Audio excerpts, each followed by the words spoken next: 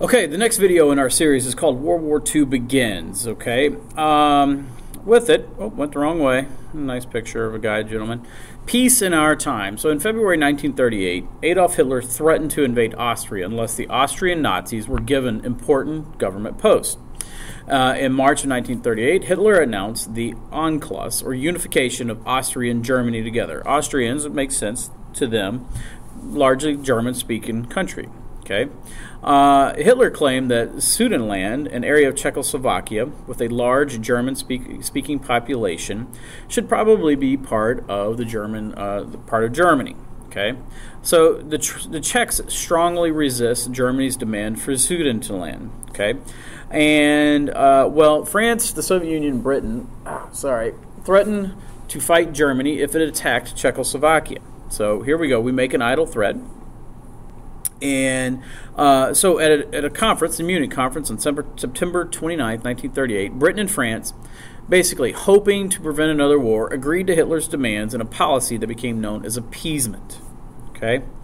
In March 13, 1939, Germany sent troops into Czechoslovakia, bringing the Czech lands under German control. And so there was no crying about this, except for maybe the Czechoslovakians. Hitler demanded since he's got two places he wants, he now demands the return of Danzig, which was Poland's Baltic seaport. He also wanted a highway and railroad across the Polish corridor. Okay, these demands convinced the British and French that appeasement had failed. Okay, so they knew that if they gave in this time, that he was just going to take it anyway. All right. So, in May 1939, Hitler orders the invasion of Poland by the German army. The Polish army puts up a good fight, but they're no match for Germany's military might at the time. So, on August 23rd, 1939, Germany and Russia signed a non-aggression treaty, which surprised everybody. And the reason why they did this is because they had a secret agreement to divide Poland in half. Okay, so the war begins. On September 1st, 1939, Germany and USSR both invaded Poland. On September 3rd, Britain and France declared war on Germany, starting World War II. The Germans used a technique called blitzkrieg, or lightning war, to attack Poland.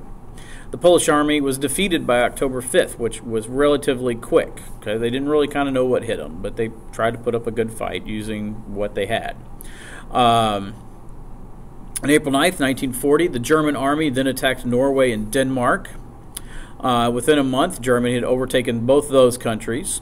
And after World War I, the French had built a line of concrete bunkers and fortification called the Maginot Line along the German border in case of a German invasion. So Hitler decided to attack France. Basically what he did is he just went around the Maginot Line by invading the Netherlands, Belgium, and Luxembourg. He went through those countries instead. French and British forces quickly went into Belgium, but they became trapped there by German forces. By June 4th, about 338,000 British and French troops had evacuated Belgium through the French port of Dunkirk and across the English Channel using ships of all sizes. Germany had a great chance to capture pretty much both armies, but they failed in that attempt. On June 22nd, 1940, France surrenders to the Germans, and then Germany installs a puppet government in France to control the government there. So, throughout all this, you have Britain by themselves, the island nation. Hitler thought that Britain would negotiate peace after France surrendered. He did not anticipate the bravery of the British people and their Prime Minister, Winston Churchill, who had taken over the Prime Ministership from Neville Chamberlain. On June 4th, 1940, Churchill delivered a defiant speech that rallied the British people and alerted the United States to Britain's plight. Okay, to invade Britain, Germany had to defeat the British Air Force. Hitler had plans to try to invade Britain. So they called it the Battle of Britain, and it featured basically the German Air Force, which was called the Luftwaffe, launched an all-out air battle to destroy the British Royal Air Force. After German bombers bombed London, the British responded by bombing Berlin in Germany. So here we go with each other bombing each other's main countries, their main capitals.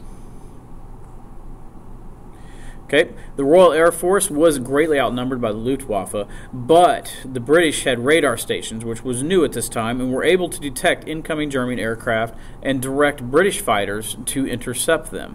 This had the effect of giving the British, the added advantage of knowing where they were going to be at, so, at least the fighters could attack the bombers coming in, and they couldn't do as much damage as they wanted to. Okay, and that concludes our the World War II begins. So Europe is up in flames now, and we will next talk about the Holocaust, one of the more not so great points in world history that we talk about, but we don't want to leave out. And you will have an Edmodo quiz over this, and I will talk to you later. Thank you. Bye.